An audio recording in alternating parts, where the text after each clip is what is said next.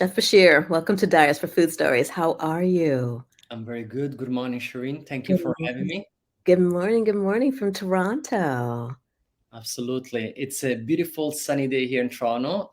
It's kind of chilly out there, but at least I'm popping a little bit of a vitamin D. I love it. I love it.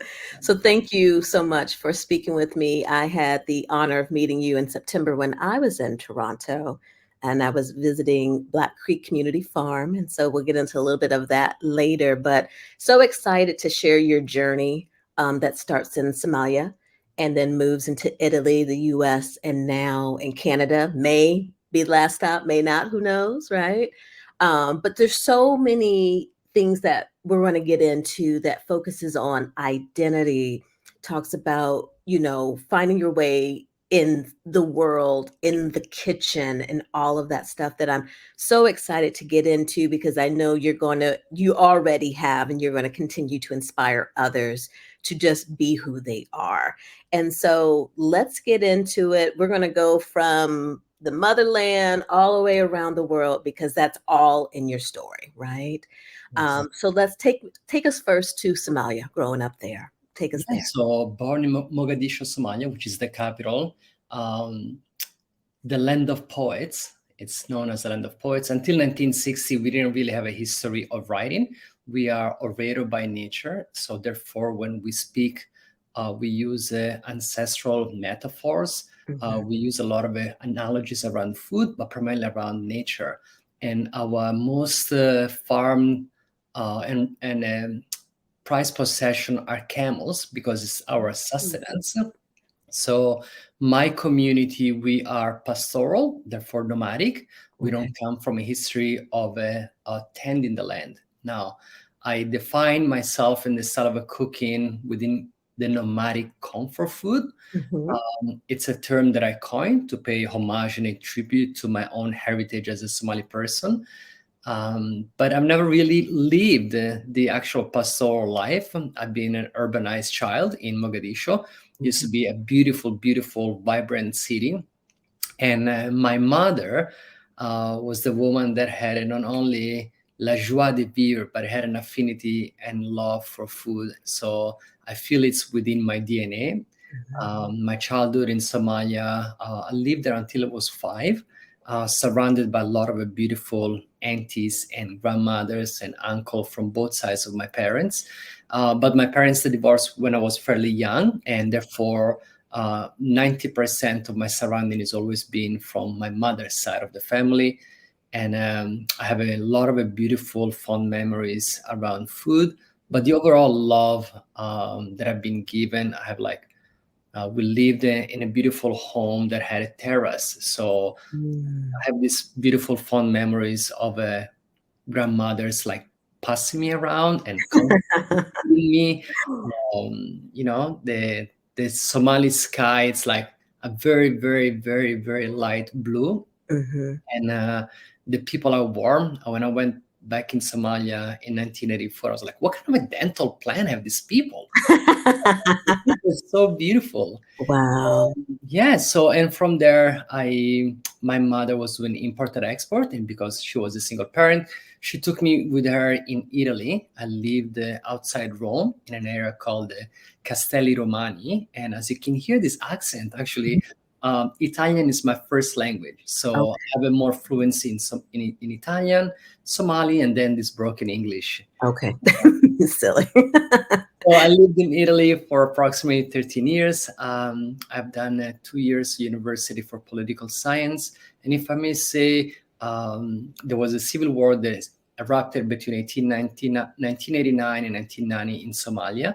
And Mhm. my mother had to sponsor and support a lot of the family, including a father, and relocate them in different parts of the world. So it became financially difficult for her to Mhm. care for me, and she sent me to my great aunt to live in Virginia.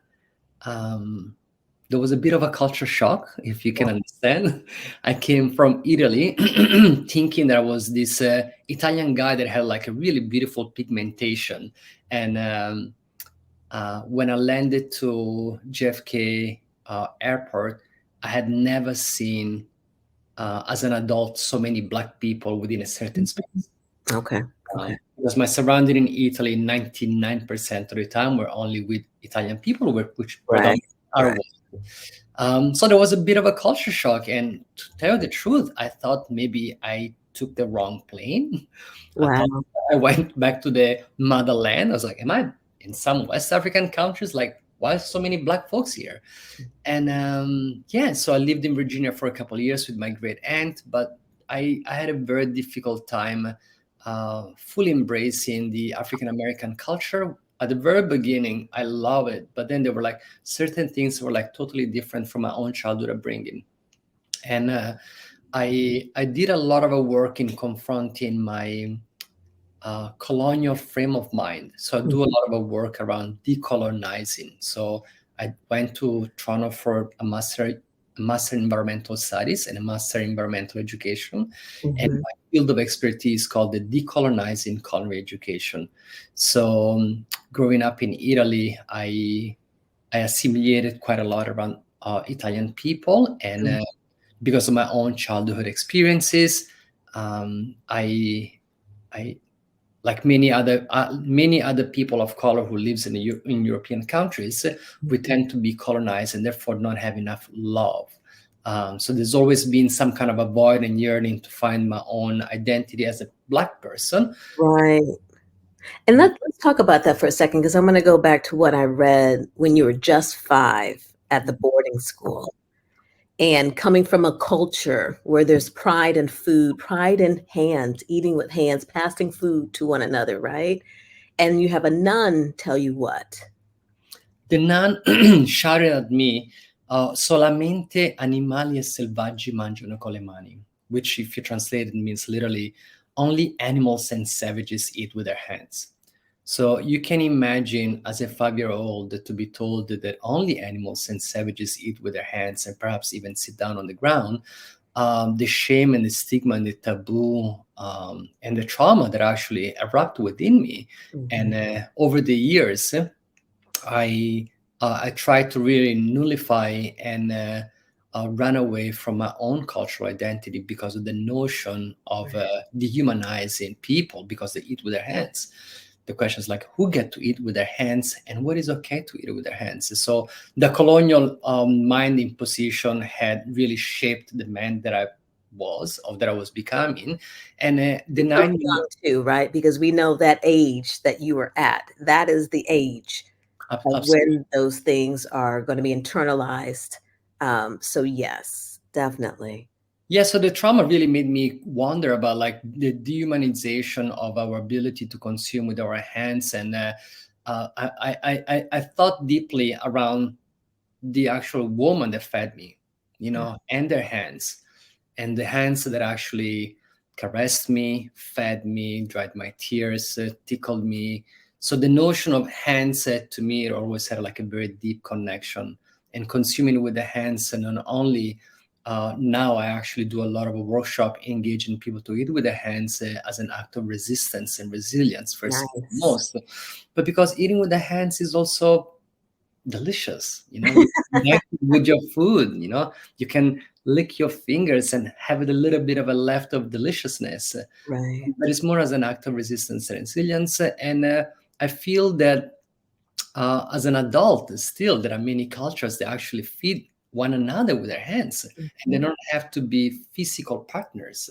There's something very tender, very beautiful, also sensual about having consumed with your hands, or being fed by somebody that deeply loves you, cares for you. Right, and that goes back to truly trying to understand each other and our cultures, right?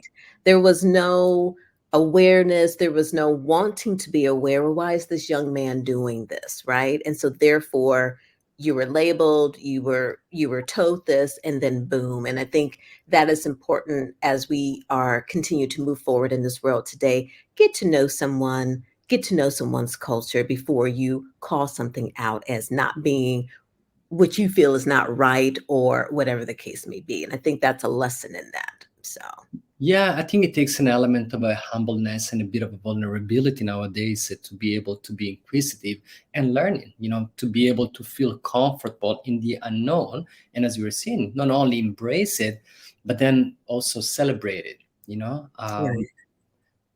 Definitely. Now, growing up, I'm going to stay in Italy for a second. So there's this turmoil going on, but then you're coming continue to grow up in Italian culture.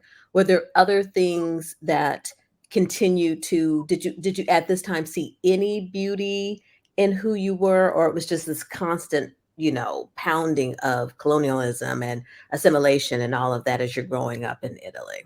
Yeah, there were bits and pieces, and there was this constant struggle because my mother also had a friends and family who were like either Somali, or they had a friends that were like from different West African countries.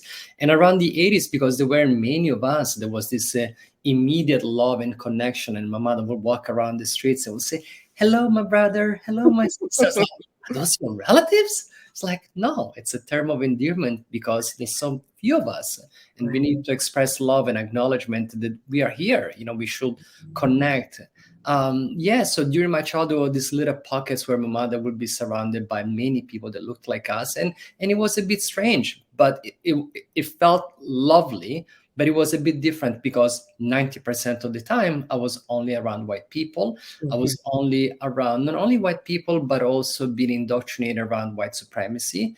I've mhm, also been indoctrinated the stigma, the shame, and the taboo about Black people and mhm, the demonization of the Black people. And therefore, I speak a lot around mental colonization about it outside the geographical space, and how that mental colonization made me run away from seeing the worth, the beauty, and the contribution of a multi-ethnic African people and its food.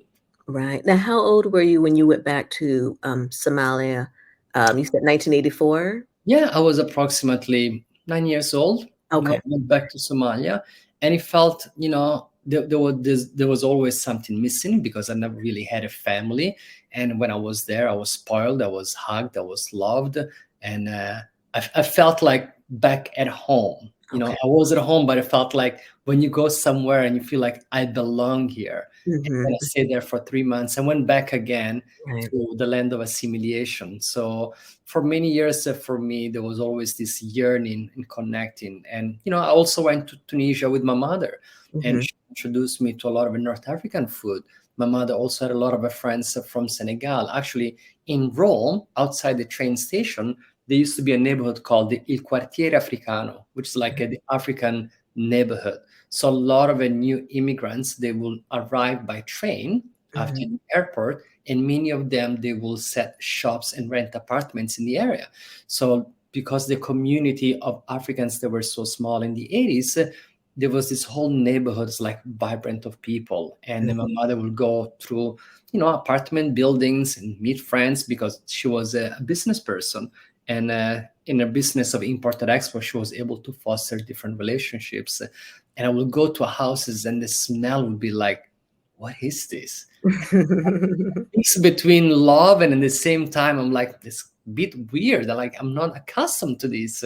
Oh, And then when I ate some of the food that I was exposed from both Ethiopia or like from Senegal or from Togo, Benin, it was like a love at first bite. wow. When did you start to have language around what you were feeling, going through? Trauma, colonization, um, having, creating what you now call acts of resistance. When did that start to say, you know what, this is what this is? Yeah, that's a very good question. To be able to put a time, it's kind of difficult, but I feel it's, I would say maybe for the past 16 years. Okay.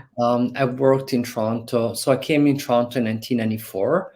I fell in love and got married to a woman, and I was like 25-year-old. We got married, and I Mhm. had a child by the time that I was 26. Okay. So everything in my life kind of shifted. I already had gone, um, I already went to school for a culinary management diploma. I Okay. had already worked in hotels and restaurants, predominantly French, Mediterranean, Italian restaurants. Mhm. But there was always a void because most of the people that surrounded me, um, they were able to compose food and find themselves within the composition of a plate. Meantime, myself, I couldn't. because the food that I was cooking was Eurocentric Mhm. and didn't speak about my own personal identity as a Black person. It spoke to me about my identity as a child who grew up in Italy, who was exposed to American cuisine, who's Mhm. now learning around the Canadian ingredients, but it really didn't speak to me about my essence. And there was this void throughout the years working in the restaurant and also experiencing different level of oppression from, direct prejudice to overtly racism and Mhm. also coverted racism. Right. So it's been about 15, 16 years that I've been going in this journey.